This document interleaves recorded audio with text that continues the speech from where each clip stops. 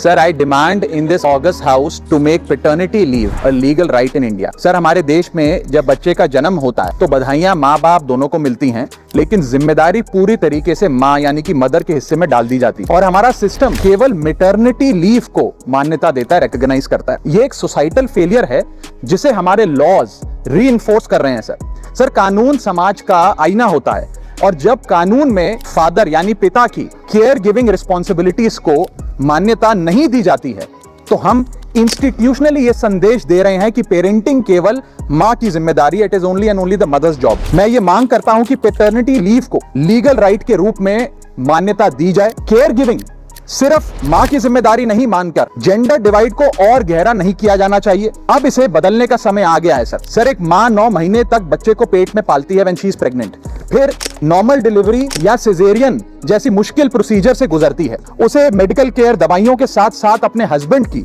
Physical, mental और emotional support की भी जरूरत होती है। पति की भी बीवी के प्रति केयर गिविंग रिस्पॉन्सिबिलिटीज होती हैं, सिर्फ बच्चे के प्रति नहीं। और ऐसे समय में हस्बैंड की प्रेजेंस कोई लग्जरी नहीं सर, बल्कि एक नेसेसिटी है। आज केवल सेंट्रल गवर्नमेंट एम्प्लॉइज को ही 15 दिन का पैटर्निटी लीव मिलता है, जबकि प्राइवेट सेक्टर में ये राइट या अधिकार है ही नहीं। स्वीडन, आइसलैंड और जापान जैसे देशों में ये लीगल राइट 90 दिन से लेकर 52 हफ्तों तक की गारंटीड राइट के तौर पे दिया जाता है। भारत में 90% वर्कफोर्स प्राइवेट सेक्टर में है, यानी कि अधिकांश पिताओं के पास ये अधिकार है ही नहीं।